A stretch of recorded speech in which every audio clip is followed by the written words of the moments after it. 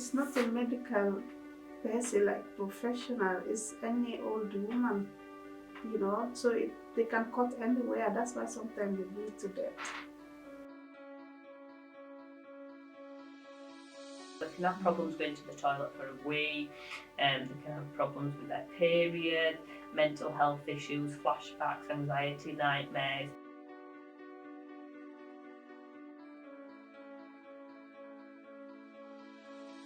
It affects you mentally, physically, emotional, psychological. Here, it will never go back. You always get it here, and flashback.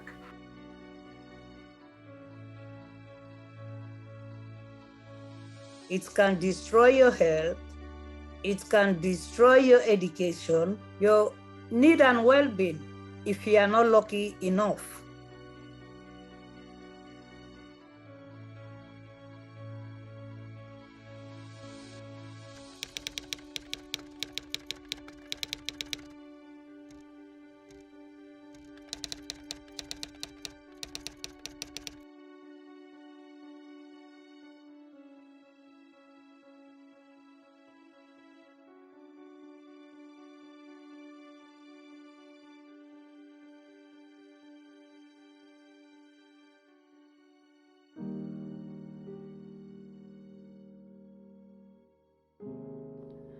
Over the years, the popular soap opera EastEnders has been known to raise awareness and address societally important issues. As well as storylines of dramatic deaths, murders and affairs, EastEnders have not shied away from the more sensitive subjects such as racism, rape, xenophobia and fatal illnesses. I don't want to wait. I'm ready now. Heather, it's wrong. How can it be wrong to help a friend? Well, we don't choose how we come into this life, and we can't choose how we leave. That's how it's meant to be. What they call HIV. HIV? Yeah, HIV. HIV positive. I woke up to a different man. Not the one I went to bed with, and he was touching me. When did I say yes to that? Screaming, crying, begging him for him to stop, was you? No. But it's not on me to stop them. It's on them not to do it in the first place. That don't make them rapists. Well, yes, it does. Hey, what you got in there? None of your business. Boy, this is England. You are my business. Come on. Oh, give that back. Oh, reeks of curry. More recently, in May 2021, EastEnders have introduced a storyline featuring the character Mila addressing her experience of female genital mutilation. The storyline comes as Mila's excited younger sister visits her to say that her mother is taking her on a shopping trip back to their home country. Understanding what is really happening, Mila opens up about her own experience of female genital mutilation and works to convince her mother not to go through with the practice. Oh, Mila? She's the age now. For what? To be... cut. What are you talking about?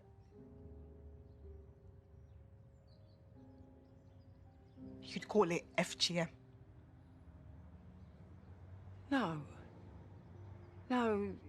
No, you've got this wrong. You must have.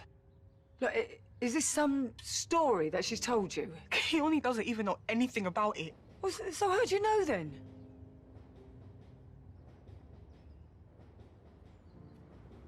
Because it's exactly what happened to me.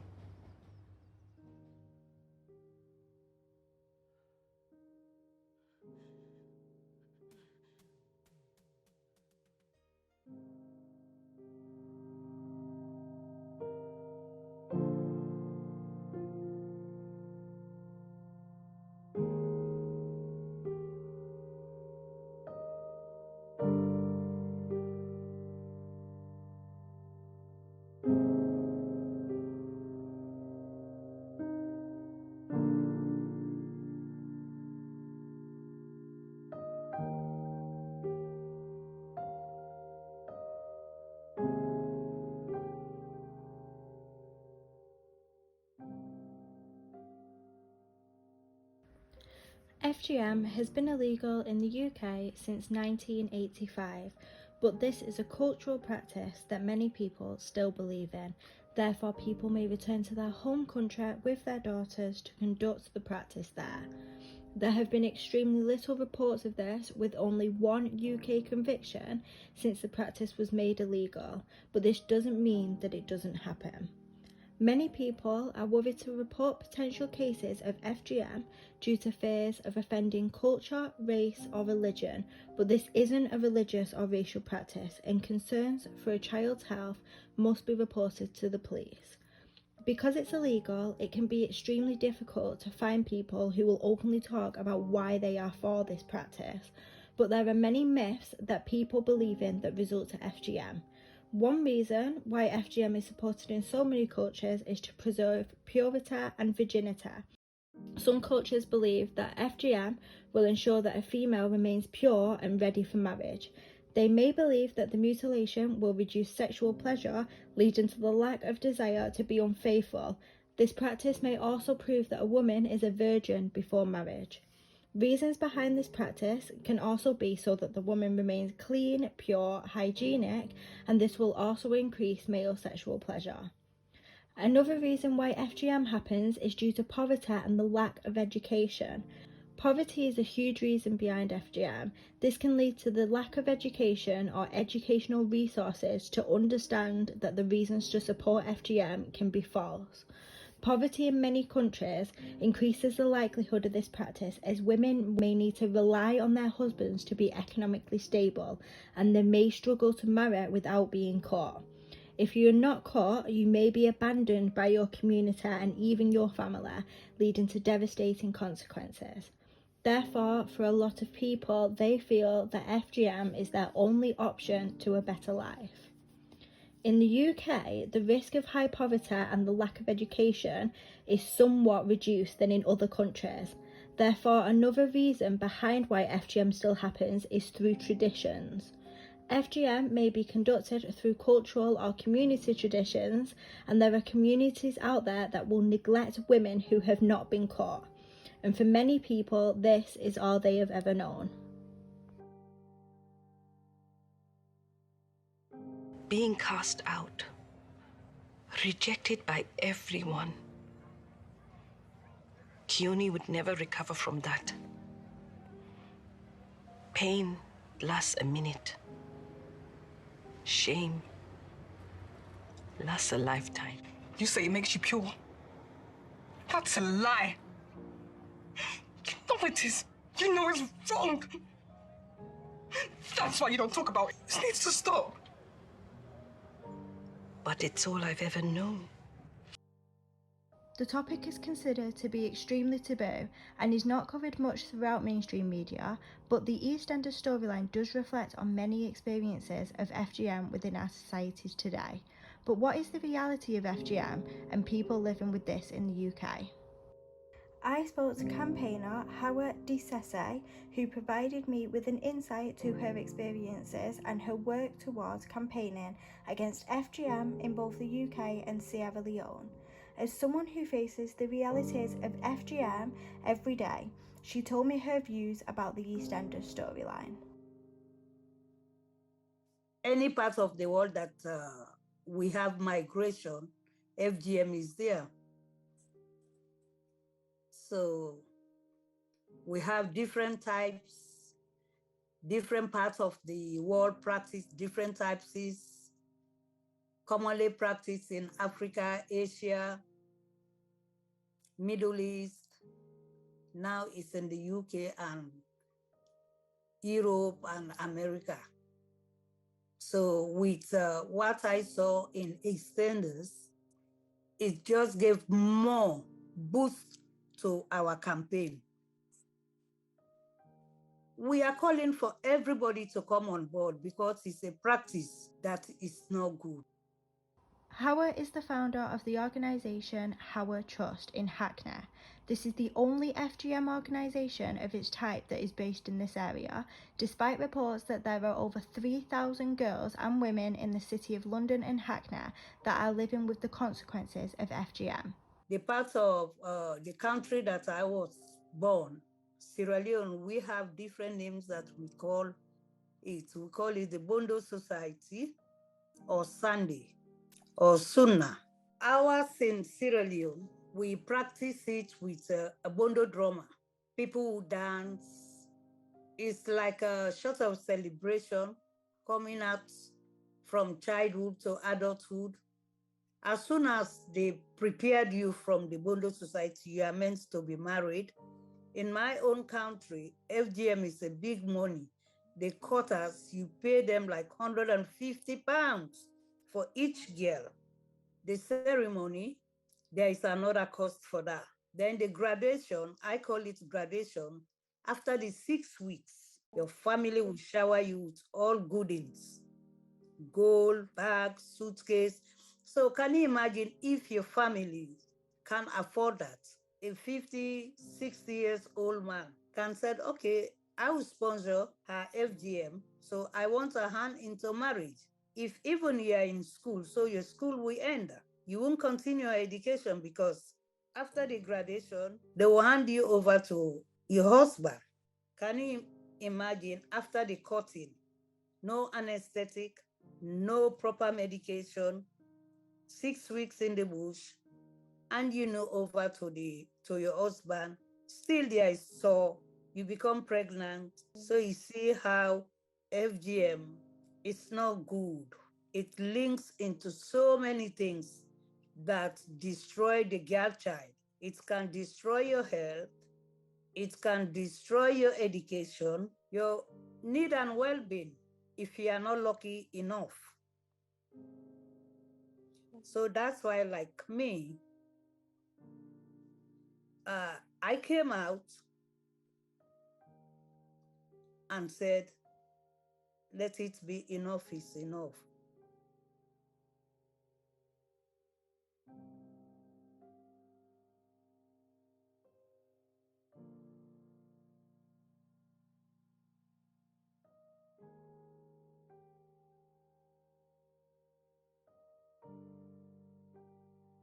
It was not a nice thing for me that day, emotion. The first day that you come out in public and talk about your ordeal. So from then, I didn't say a word again about FGM. It took a couple of years. Then I started blogging about it. As Howard speaks about the traditions of FGM in her home country, Sierra Leone, we can start to understand the realities behind this practice. But what actually is female genital mutilation? In Sierra Leone, Aminata is working with young girls to educate them about FGM and help them escape the practice. She talks about the process of female genital mutilation for many people, but please note that this can be distressing for some viewers. This is the vagina. This is the clitoris inside here. This is what they want. The ashes will be in a bowl here. When you lie down, they open your leg. They rub these ashes here. Then they will hold it with their hand, cut it from here, then they go up and scrape it down. Then they will put it inside here. Then there will be somebody, the one that we call the digger. She's going to gather everything and put it in the cloth. Then they tie it and hand it over to your mother. Understanding what female genital mutilation is, we can see why people are reluctant to discuss their views on this. After gaining the confidence to share her views and her own ordeal online, Howard experienced firsthand the backlash that this can cause.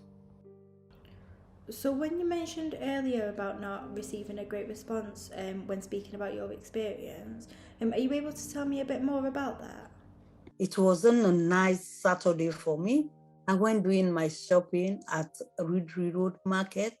I was standing waiting for the bus. A big man came and spat on my face and ran away. Said, let me keep my big mouth shut. At the early stage, it wasn't easy for me. People were making like this.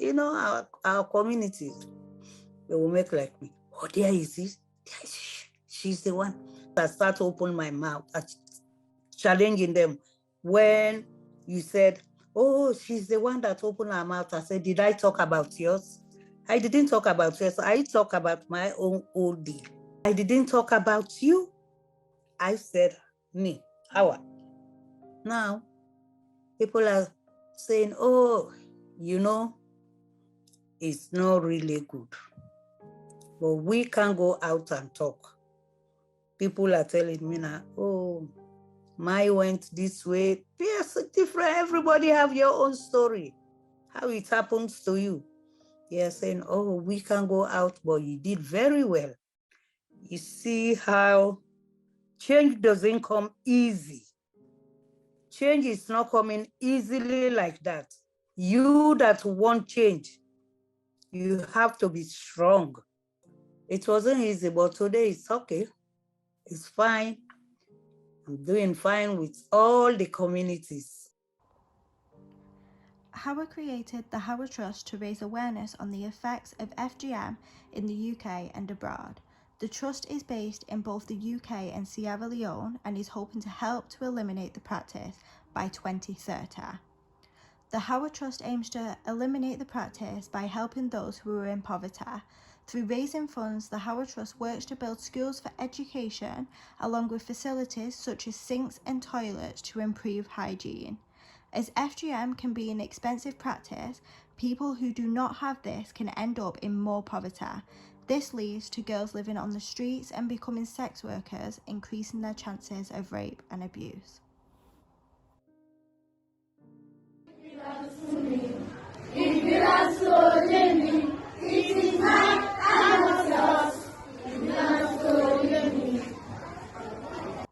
The Hawa Trust tackles these issues by providing seeds to farm and helping people who are living on the streets to get into industries such as hairdressing and tailoring so that they will have a lifelong career.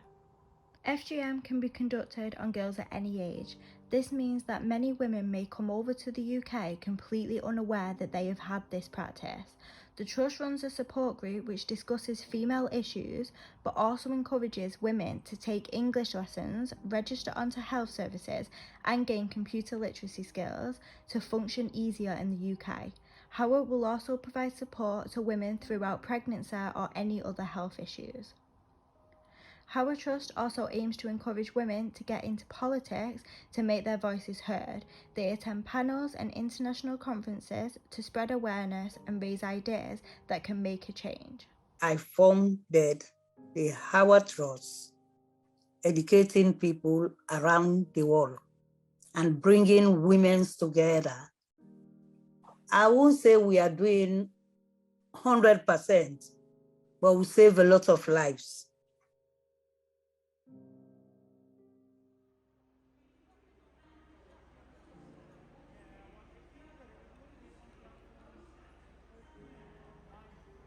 I'm on my way to Leeds to speak with the ladies that work at the Blossom Clinic. I found the Blossom Clinic while researching the help which is available for FGM survivors on the NHS webpage.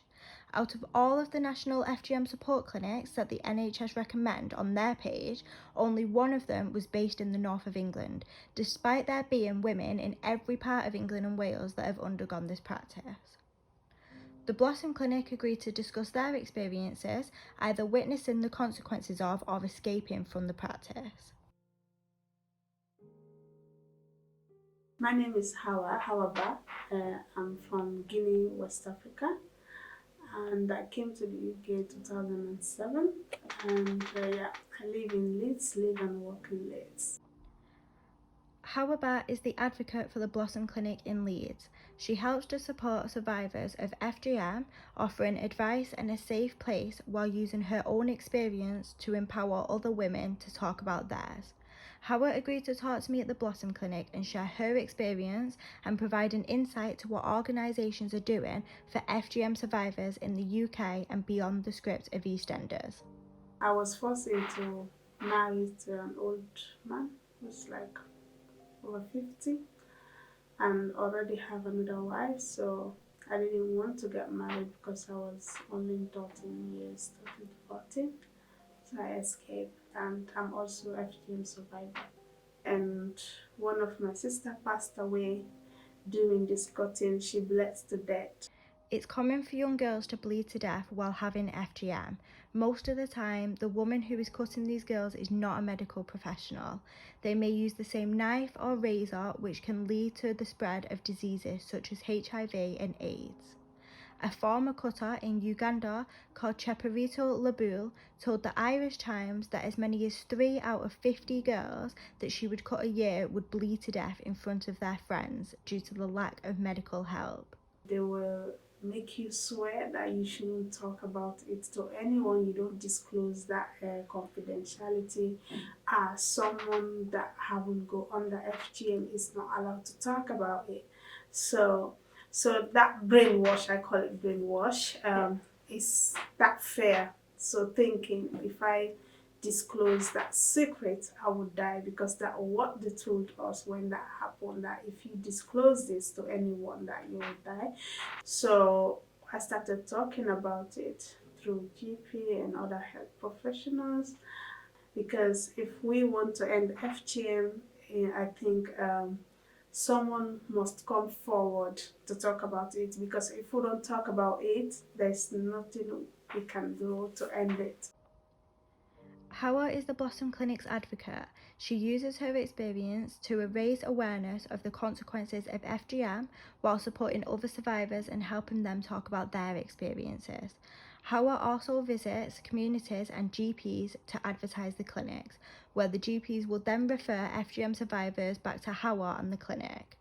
As well as the Blossom Clinic, Hawa is also the founder of the organisation Hawa Dal Peace of Mind, which provides support to those in need, particularly victims of FGM and domestic abuse, or to help new arrivals into the UK.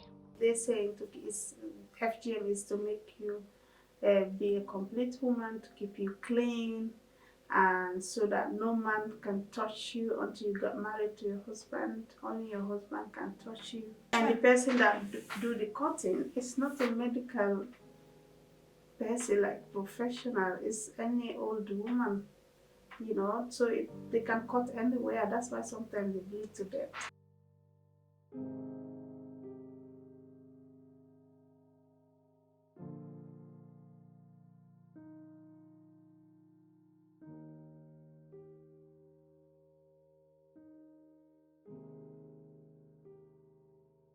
Is there anyone that has ever come to see you that agrees with FGM? No, most of them, they are scared to talk about it. Because of the brainwash, they are scared. They don't want to lose their life, thinking when they open their mouth, talking about it is like they're gonna die. Yeah. So that is a big barrier. So I'm there to talk to give them that confidence and say, see me, I'm talking about, and I'm walking there, I'm still alive. So come forward, break the barrier, don't keep it silent. Do you speak to any of your family members now since you found No. out? None at all? No, not at all. We are not friends. Would you ever consider going back home, or? I don't think so, no. For them, it's like I bring shame in the family, so I don't think I'll go back. You wouldn't? No, it's not safe for me. The ladies at the Blossom Clinic discuss the medical consequences that FGM can cause, but before understanding the medical effects, I found that it was important to understand the different types of female genital mutilation. Using artwork, the next few minutes will describe the different types of FGM, but it can be quite shocking for some viewers. There are 4 main types of female genital mutilation.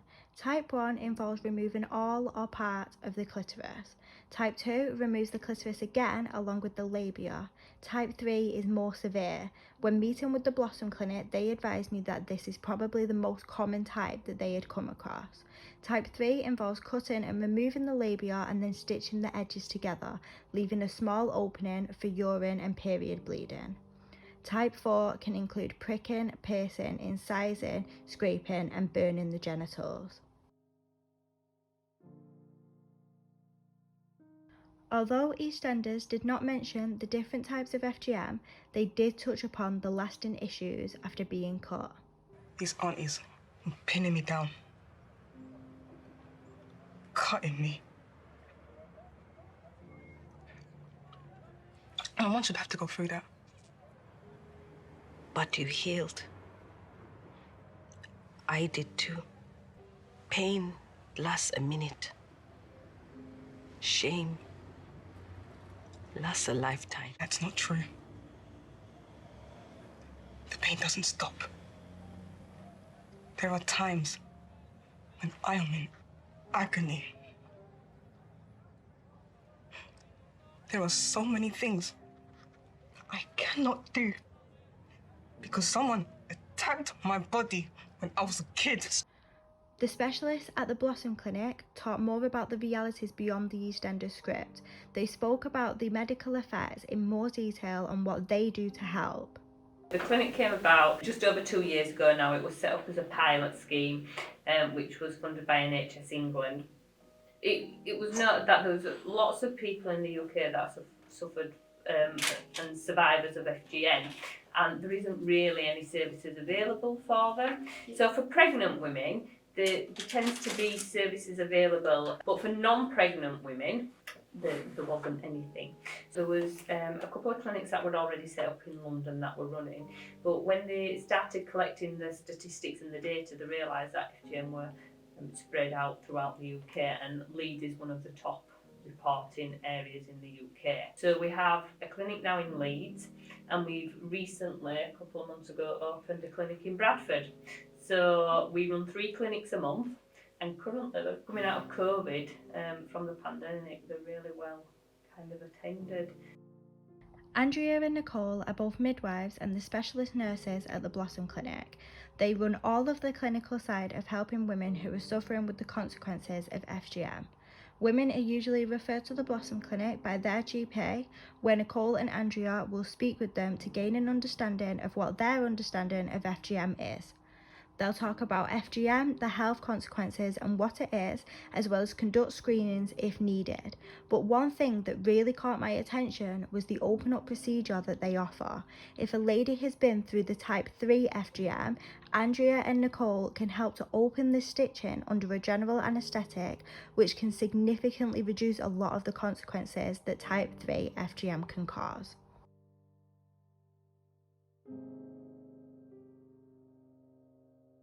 It's traumatic experience if they remember what happened. So if they had it done as an infant, not many of them can remember that, but as they get that little bit older, and depending on which country they may come from, depends on generally what age it's performed at. So yeah, we'll see women, so they have lots of health complications really. They can have problems going to the toilet for a wee, they can have problems with their period, mental health issues, flashbacks, anxiety, nightmares. A lot of it ties in with that, which is why we offer the counselling service, painful sex. Some women can't have sexual intercourse because of being closed. So we discuss all of that with them. We go through what they see as their main problem, and then we try and help with that. Vaginal infections, things like that, ongoing, because it's just not clearing up, and it's just constant, isn't for them. The physical effects, is that something that you get help with through like medication? Well, sometimes they have recurrent UTIs, for example, so urine infections. So that might be because they've got a type 3 FGM, so that's a complete closure. So once we've opened up that scar tissue and exposed the where the urine comes from, the hole where the urine comes from, that can help prevent the urine infections because they're able to clean themselves properly. We've had a few success stories of where women who've been married for years, been unable to have sex with the husband, and have come and have had an opening procedure, and we get in touch with them after 2 weeks and then after 6 months, and as a few women after the 6-month appointment have told us that they're pregnant. Sometimes I have a flashback, the memory brings me, what happened to me, but I try to be strong because I'm here to support them. I don't let it win me like weak. You see, if I let that win me, I cannot support the women, I cannot do this job.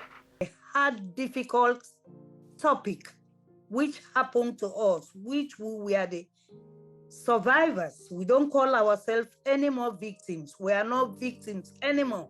We are survivors. When you are educated a woman, you will get a big voice. Campaign support us until we see a zero FGM, because it's horrible.